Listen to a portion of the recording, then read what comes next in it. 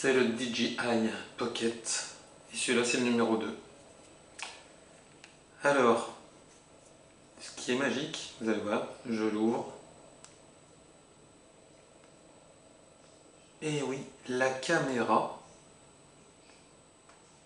a une nacelle incorporée. Donc il peut suivre vos mouvements. Quand vous vous déplacez, eh bien, tous les pas, quand vous courez, ça permet d'atténuer donc le tremblement des images. C'est tout à fait formidable. Alors là, il est pris en selfie. Normalement ici, il y avait un petit boîtier qui servait de joystick aussi. Bon, bah, je l'ai perdu moi en allant sur la plage. Et puis là, on peut brancher aussi pour le connecter à un appareil smartphone Android ou un appareil smartphone Apple. Voilà. Donc ça, c'est livré aussi avec. Hein. Donc avec un bouton, j'avais un joystick là et un bouton là, c'était vraiment super pratique. Bah tant pis, il faudra que je me le rachète, mais il est, je trouve, assez cher, encore il doit être à 30 €. Donc bah, je peux m'en passer aussi. Alors ce qu'il y a de bien, donc on le connecte à son smartphone et on peut accéder à d'autres fonctionnalités, enfin des fonctionnalités un peu plus précises, notamment dans le mode pro, où on peut faire des réglages de luminosité, de couleur, etc. Bon alors là, moi je vous présente juste les fonctions principales. Alors fonction principale, donc là on est en selfie. Si on appuie une fois, on passe en mode photo. Donc vous allez voir, il y a une bonne définition aussi dans le mode photo. Si on appuie deux fois, ça recentre la caméra.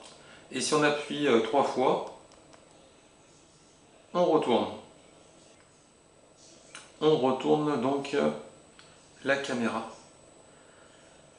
Alors, à chaque fois que vous allez balayer l'écran, tout est tactile. Hein, vous avez des fonctions et vous pouvez vous déplacer dans les différents menus.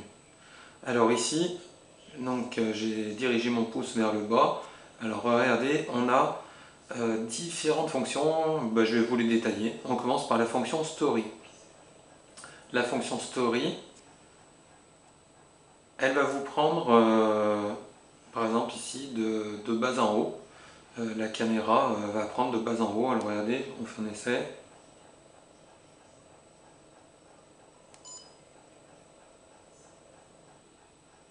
Vous avez vu, elle fait un balayage de bas en haut.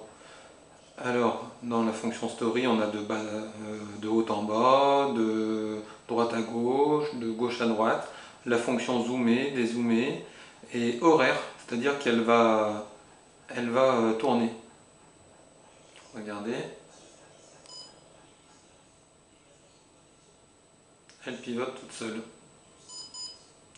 Donc là, nous avons des horaires, des fonctions. Là, c'est aléatoire, donc ça change. Hein. Des fois, ce sera de gauche à droite, de droite à gauche, de bas en haut, de haut en bas. Alors ici, j'ai la position 1 qui est indiquée et la position 2. Ah bah là, mince, je vais la couper. Voilà. Alors, si je veux définir un angle, donc je vais supprimer. Et vous voyez, je peux définir l'angle d'inclinaison de mon objectif. Et je peux aussi définir un point de vue. Alors regardez, par exemple, je vais prendre d'ici.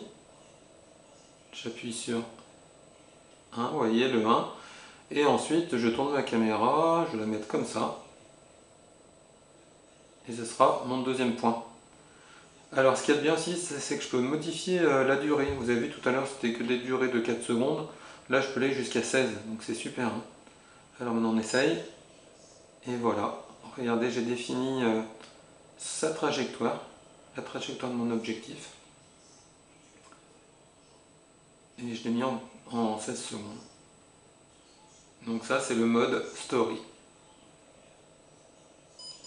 Vous pouvez définir 3 plages personnalisées. Ah mince, je suis repassé au mode photo. Bon, bah on va continuer. Mode story, mode panoramique. Alors soit il prend 3 photos, alors vous pouvez faire un décompte si vous voulez sur l'objectif, sur la photo, soit il prend 180 degrés.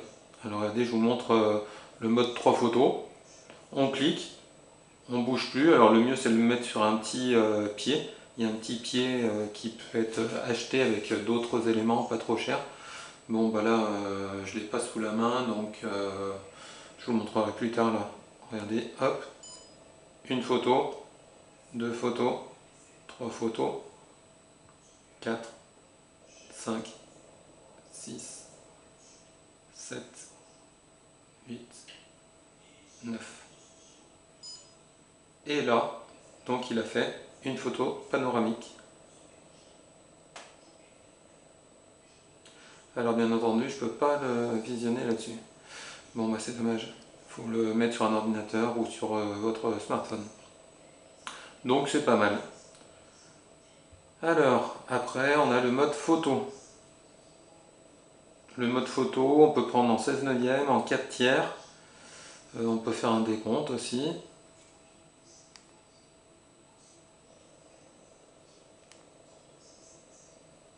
Alors là, on peut régler avec le joystick, on peut retourner si on veut faire un selfie. Ça, c'est le mode marche ou course, et ça, c'est pour l'inclinaison.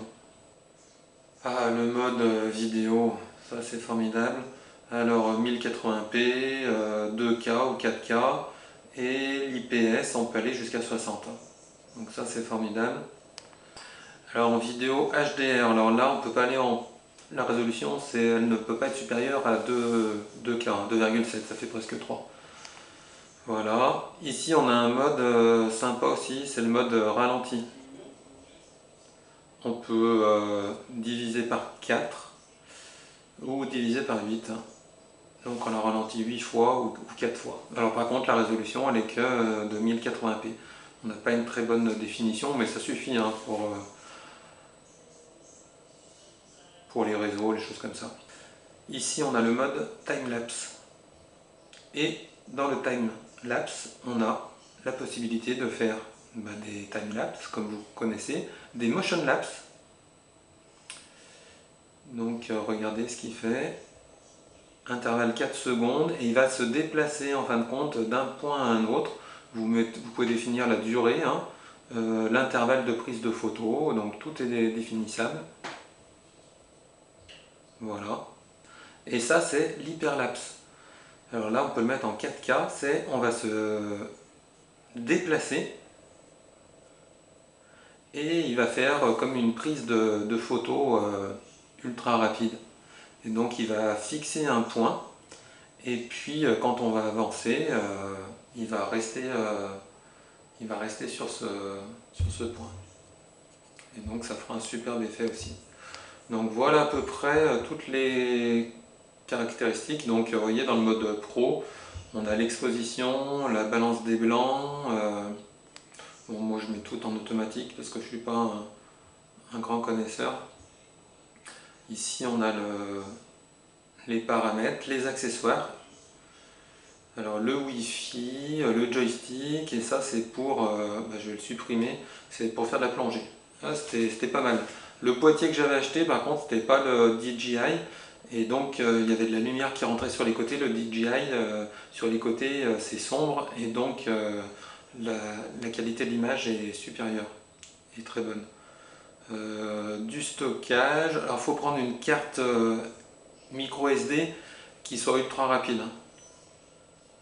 Autrement, la plupart des cartes ne marchent pas. Il faut prendre une classe 10 avec une vitesse d'écriture très élevée. Donc ça c'est pour faire des zooms. Ça c'est le mode pro. Donc voilà. Vous avez à peu près tout ce que vous devez savoir.